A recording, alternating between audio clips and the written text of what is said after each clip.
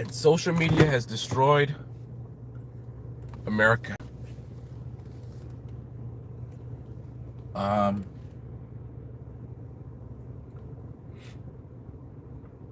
and another part of the problem is the lack of maturity and just emotional behavior of people in this country, because a conservative hearing me make this video is very likely to be more concerned about the fact that I'm attacking conservatism than they are about the actual points that I'm making. I'm making some very serious claims,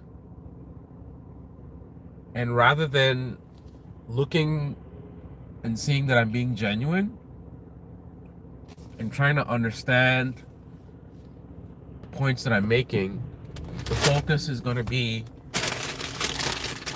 but it's not a right-wing thing, it's an American thing, right? The focus is going to be on, like, oh, he's attacking conservatism. Oh, well, what about the liberals? And then the trans this and whatever, and the left, whatever. It's like, bro.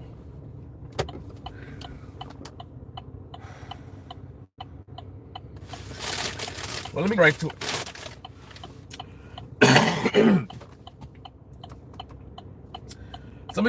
some of you may have heard the stories about the people on that ship with the Hunter virus.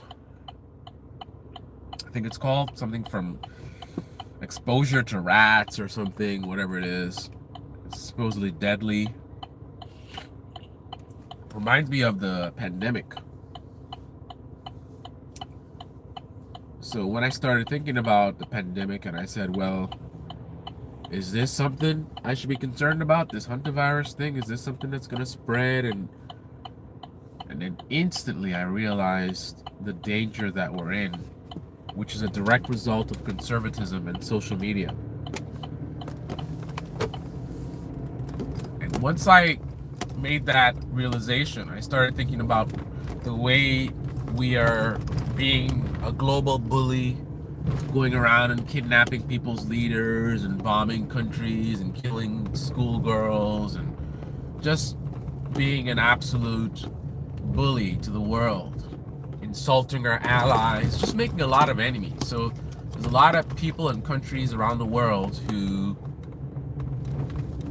are not really happy with America right now. So Trump is putting a sort of a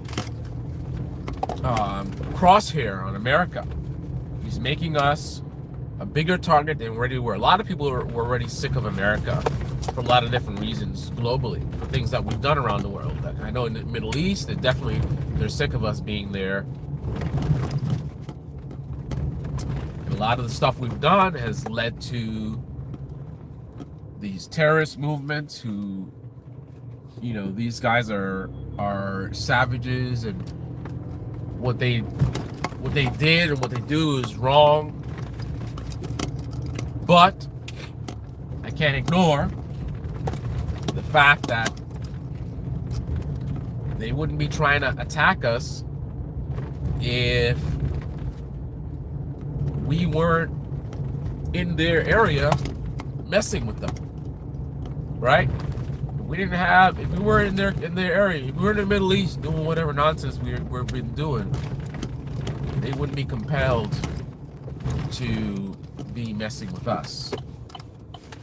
Ironically, the actual conservative ideology would lead to less terrorism, right? America first, worry about our country, you know, don't worry about what's happening in the rest of the world and the globalists, this and whatever. Like, screw those people. Let's focus on our country, right? We're the greatest country in the world. You know, let's focus on that. But of course, there's really no conservative movement in this country. So my video title is actually deceptive, because we don't really have a conservative movement. It's been taken over by the MAGA cult. And the MAGA cult is anything but conservative, right? But here's the reality. We are making a lot of enemies. And the thought occurred to me that this would be the perfect time for another pandemic. You know, a lot of the conspiracy theories that were floating around, and I use conspiracy theory as a person who's literate, so it's not a pejorative, right? And a lot of Americans like throw it around like, oh, this conspiracy theory is like crazy stuff. No, there's good conspiracy theories and they're dumb ones. Like that's a basic concept, right? So when I say conspiracy theory, I just mean conspiracy theory, right? There are a lot of conspiracy theories floating around about supposedly the virus being a weapon that was sent to America by a certain country. I think you know which country it is, right? Well, if you believed that, then you should be very worried right now, because with a lot of countries being very upset with us, they might be looking for ways to hurt us. And one of the extreme vulnerabilities that we have right now is our vulnerability to a pandemic.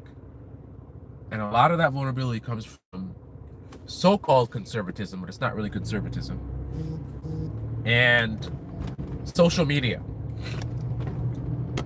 Right now, America is extremely vulnerable to a pandemic, and that vulnerability comes from this MAGA movement,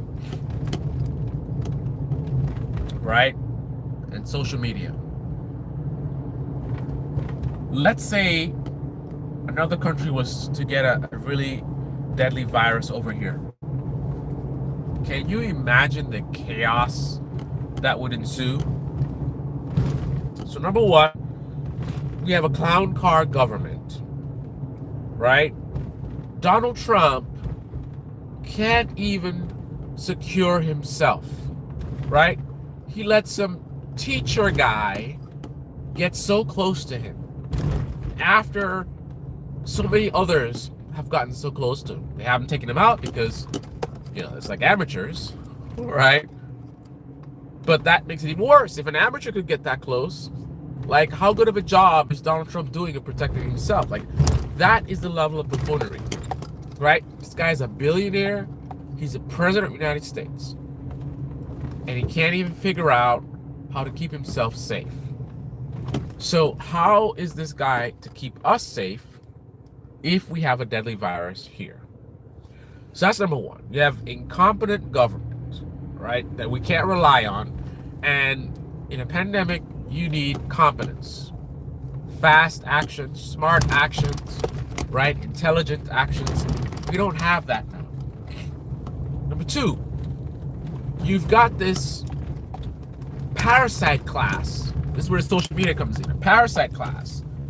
Anything for views. It's all about getting clicks, right? These people, there is a whole industry of people who their money comes from this whole anti-vax, right? Pandemic, you know, all that kind of stuff. So you have a whole industry of people that would instantly, if there was a real deadly virus floating around, they would instantly jump in, right? Oh, it's the Democrats because they're losing, right? So you know, Trump is the Supreme Court gutted the voting rights thing, and they're redrawing maps, and the Democrats got afraid because their popularity is so low, so they do what they always do. Now they come up with another pandemic, right? So it's not real. It's a Democrat hoax. And obviously Trump would be pushing that rhetoric as well. So while people are dying and this thing is spreading, and this is no joke, right? This is serious stuff. You got to take it seriously. They're goofing around. The government's goofing around, saying it's a hoax, or pretending like nothing's happening. You know, it first starts happening, they don't even tell us. Then the news breaks it. Then they're like, just the media is trying to attack Trump, and this is what they do. Pandemic part 2, right?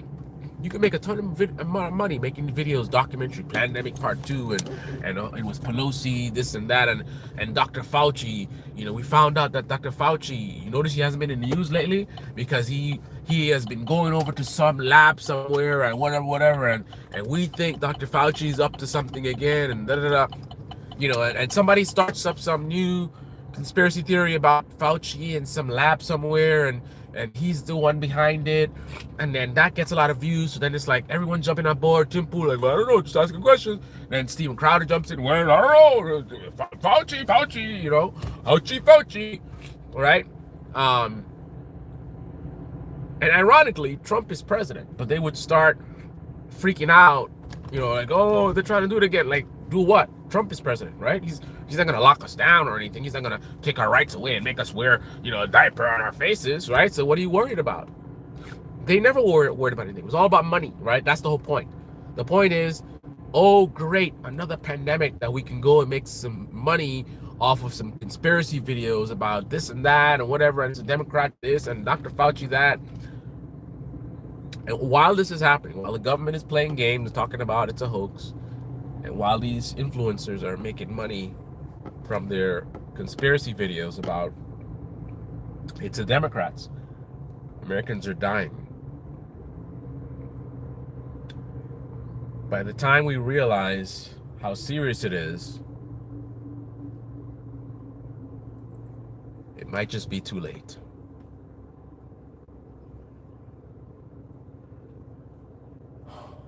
I'm about to be 50 years old, believe it or not.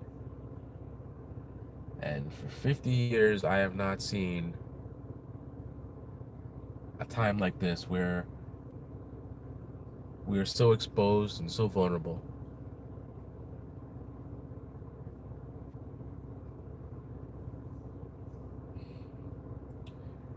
And although I can't blame the so-called conservatives for everything, a lot of this comes from their movement, which again was conservative. But the movement did attract conservatives, right? So the movement may not be conservative, but the people attracted to it certainly were, right? They abandoned their ideology for this cult. But it is what it is.